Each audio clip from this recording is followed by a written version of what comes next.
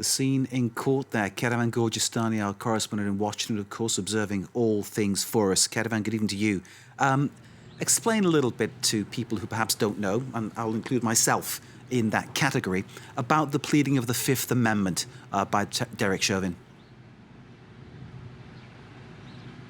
Well, the Fifth Amendment basically is the right for any U.S. citizen to not testify as to avoid really self-incrimination. That's really the basis of it. Anything that he can say on the stand could be used against him. And that's really why he chose to plead the Fifth on the advice of his attorney. And the question really was twofold. And there were arguments for and against Derek Chauvin testifying in his own trial.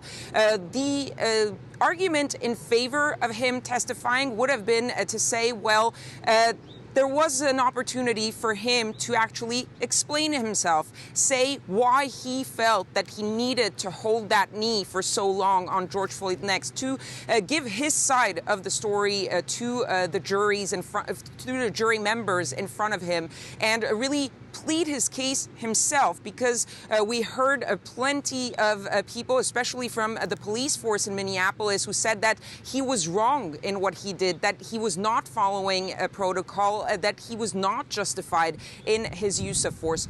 But at the same time, and that's something that we heard his defense attorney explain before Derek Chauvin decided to plead the Fifth, his defense attorney also said, if you come on the stand and I question you and you testify in front of me, I will not be able to prevent the prosecution from then cross-examining you. And that would have opened Derek Chauvin to possibly a very detrimental cross-examination by the prosecution, who probably would have used that video of 9 minutes and 29 seconds, frame by frame, asking Derek Chauvin, why didn't you remove your knee at this moment? Why didn't you remove your knee at this moment? And that is why they decided, the attorney and the client, to plead the Fifth and avoid that potentially really detrimental testimony. So many questions, Keravan, so many questions.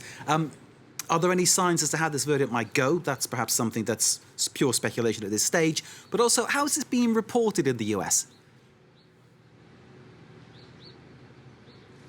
Well, really, this case has taken on a huge importance in the country. Really, most news channels, news networks carry almost all of the trial live on air, analyzing it whenever there's a break. But really, mostly they try to do gavel-to-gavel coverage of this trial. So it's really extremely important. A lot of people follow it. I've seen a few times walking around, even in Washington, people in bars or in grocery stores where you have TV screens, where you see people just stopping by, looking at the screen, seeing some of the headlines coming out of that day's worth of trial. That said, to your other questions, where is this going to go? We know that the closing arguments are going to take place on Monday, and then the jury will be sequestered. That basically means they're going to be taken to a hotel where they will have no contact with the outside world, no TV, no phones.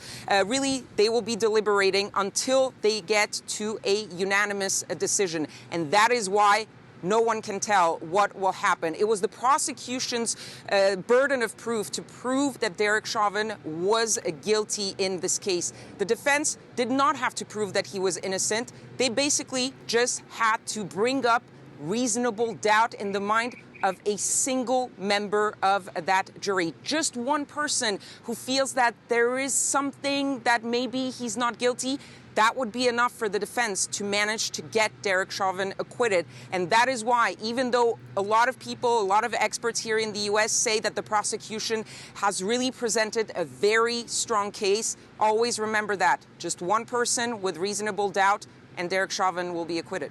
Indeed, and that has been kind of the weight of the evidence that's been brought forward by the defense. Specialists basically coming up with all kinds of other possibilities as to how or why George Floyd may have died. Obviously talking about his heart condition, his blood pressure condition, the use of opioid drugs, all manner of aspects, even that something could have happened in terms of the exhaust fumes coming out of the car where Mr. Floyd was being held on the ground.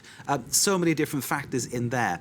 One of the things at the start of this case that you told us all about, Chauvin, of course, was the problem in finding a jury that was deemed to be sufficiently neutral enough to listen to this evidence. Exactly. That was really the jury selection was very important. Specifically in this case, they wanted a jury that was representative of the population, that was diverse, whether it's racially, whether it's between men and women, in age groups. And they managed to get a jury that was pretty representative of the city of Minneapolis.